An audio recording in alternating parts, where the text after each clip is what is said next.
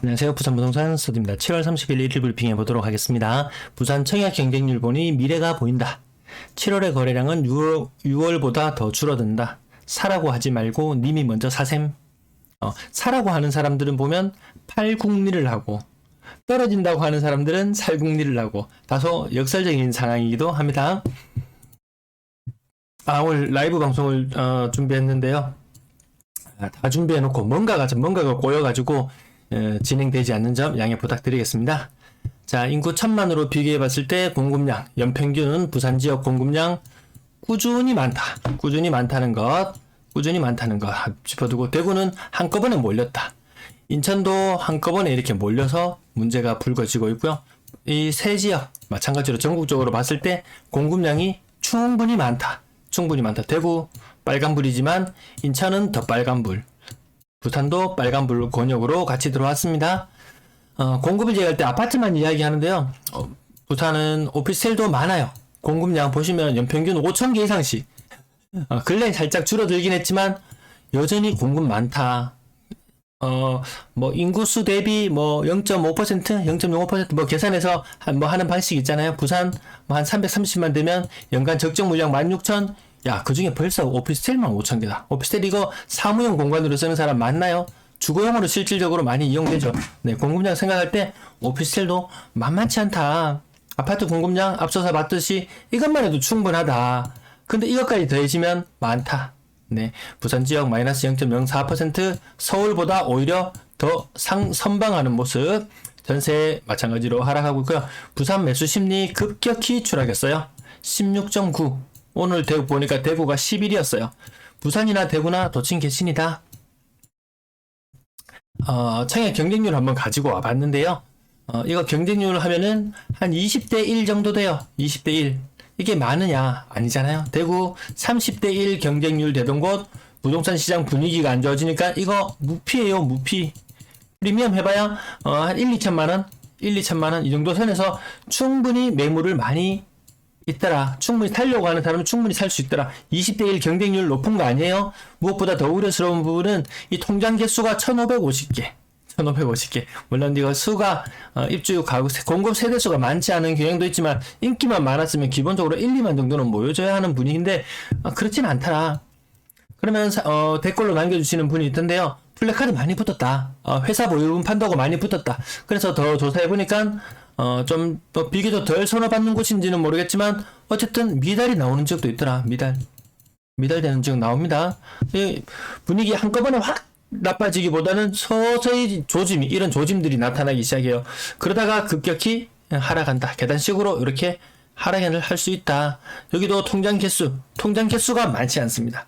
네, 통장 개수가 많지 않아요. 그러면 앞날은 어느 정도 예측 가능하실 거예요. 부산 매도 물량 오늘 소폭 증가. 아무튼 증가세는 꺾였다. 팔지도 않고 살지도 않는다. 그렇지만 임대는 내놔야 된다. 임대 물량 소폭 증가. 월세 물량도 소폭 증가. 계속 증가하고 있어요. 남다른 증가세를 보여주고 있습니다. 전체 임대 물량 놀랍지 않습니까? 이거 보면은 한 13,500건에서 1.35만 건에서 1.9만 건까지 가는데 시간이 얼마나 걸렸냐? 4월 말에서 7월 말까지 3개월 만에 그동안 나와있던 전체 임대 물량의 50%가 더 추가되어서 물량이 늘어났다. 이게 끝이냐?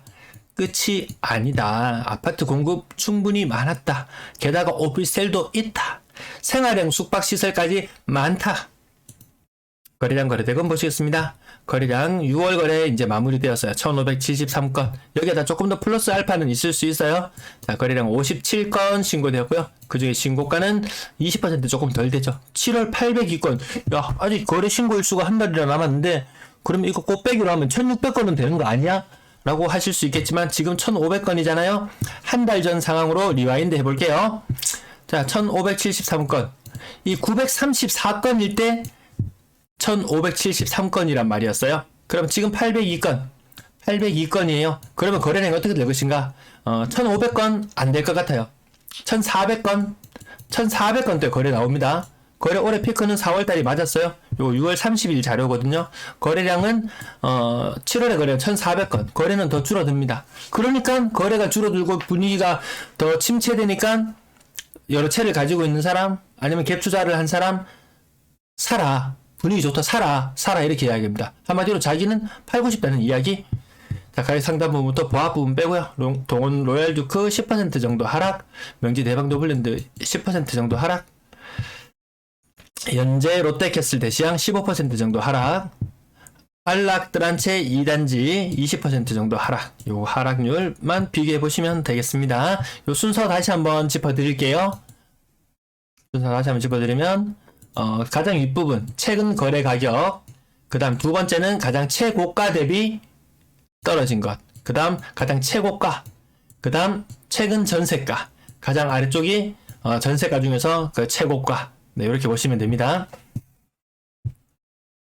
다음 페이지로 넘어와서요. 보합 정도 수준 빼고 한울 베스트 빌라 54평. 대형평이요. 신고가. 이해한다. 왜? 거래 공백 있을 수 있었으니까요.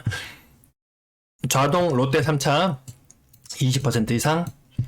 이지 더원 1차 오션폴에 한 15%. 보합 20, 15 요 정도.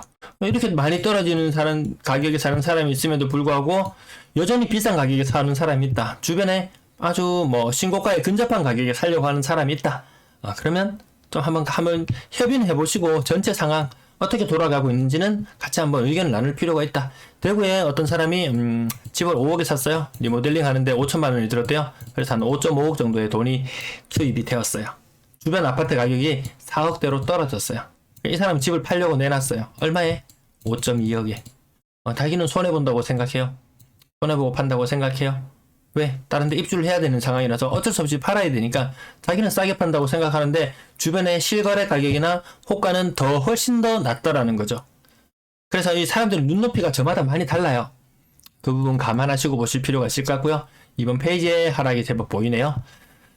한 25% 이상 하락한 엘크루즈 올마레, 그 다음 보합 정도 수준, 그 다음 20% 이상 하락한 좌동의 대림아파트, 그 다음 20% 정도 하락한 동대신동 3간 브라운스톤 하이포레, 그 다음 두산 1차, 좌동 두산 1차 20% 정도 하락. 이게 보시면 이 하락, 이렇게 하락하고 있는데 그래도 보합권에 사고 신고가에 사는 사람들이 있더라. 왜? 잘 모르는 사람들도 생각보다 많아요. 조금 더 잘 안다고 남들한테 더 비싸게 팔려고 하고 눈속임 조금 하려고 하고 시장 전반적인 상황, 가격 흐름 다 같이 살펴보시면 많이 빠지네 그런 느낌 확실히 받으실 수 있을 것 같습니다. 규제지역 해제되면 달라지느냐? 안 달라져요. 제가 초창기에 영상 찍을 때부터 항상 말씀드렸던 부분 중에 하나가 부산 지역 잘 버틴다. 왜? 기대 심리가 있다.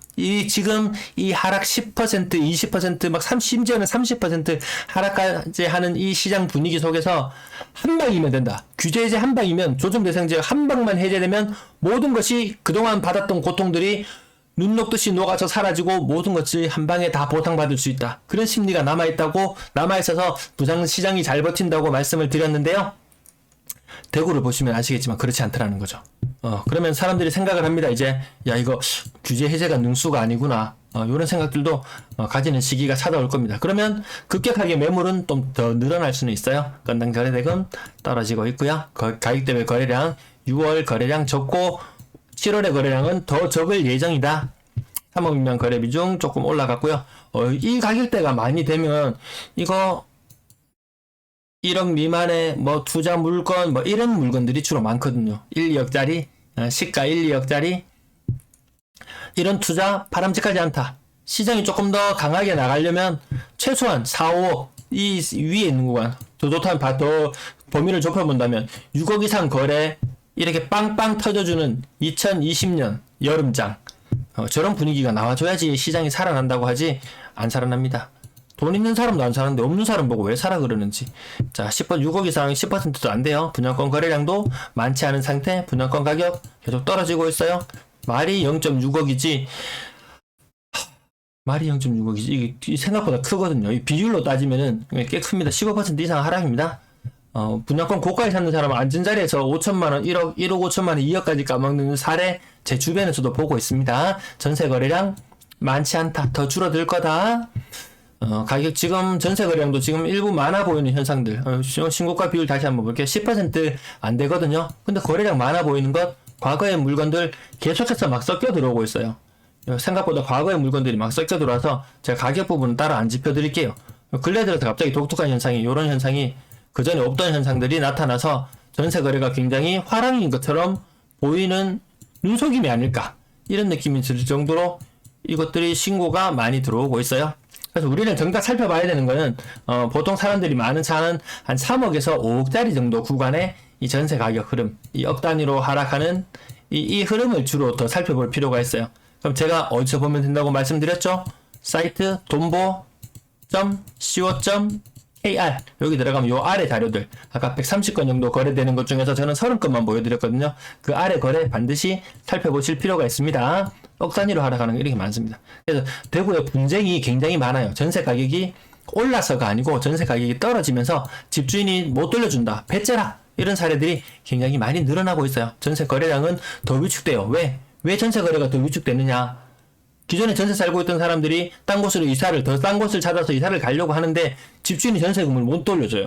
그러니까 야, 그냥 눌러 살아라, 배째라, 그냥 눌러 살아라, 이렇게만 나오는 거예요. 그래서 거래가 더 줄어든다. 사업 이상 거래도 줄어들고 있는 가운데 한 10% 정도는 유지하고 있고요.